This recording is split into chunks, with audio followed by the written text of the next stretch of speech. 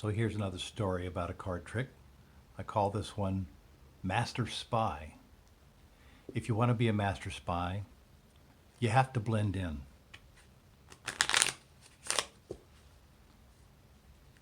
Now, of course, if you're the master spy, there is the chief of spies, and they know who you are, and that's my observer. And I would ask them to cut the cards and then choose a pile. Let's say they chose that one. I'll put this one aside. The master spy is that card, the 8 of diamonds. Now, maybe I don't know this. Maybe they keep that information to themselves. The master spy has to be embedded with a group of people that have information that you want.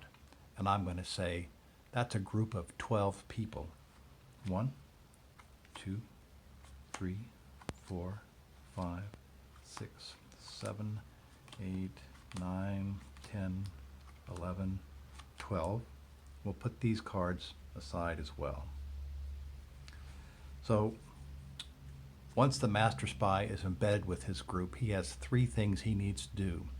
First of all, he needs to rise to the top of the organization because that's where the information is. Second thing he needs to do is to get a fall guy going, someone to blame in case things go wrong, someone who doesn't know that he's a spy, and he'll provide cover. The third thing you need to do once you get embedded is to cover your base story about how you came to be.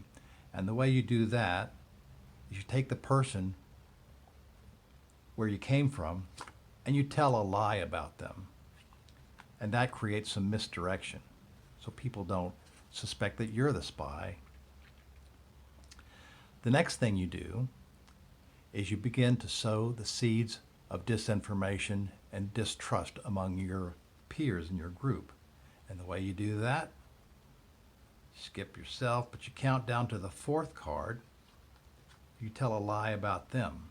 You move on. You skip somebody. You tell a lie about that person. Skip the next person. Tell a lie about them.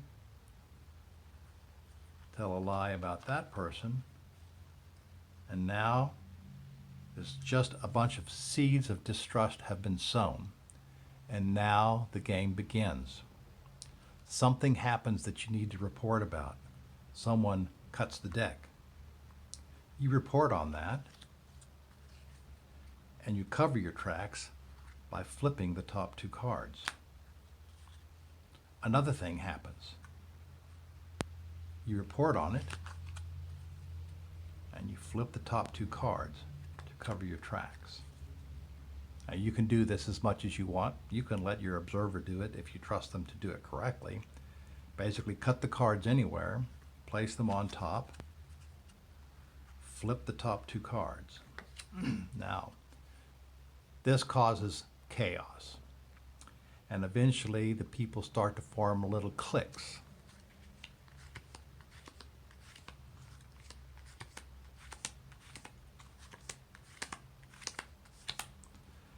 Some people feel one way, some people feel the other way.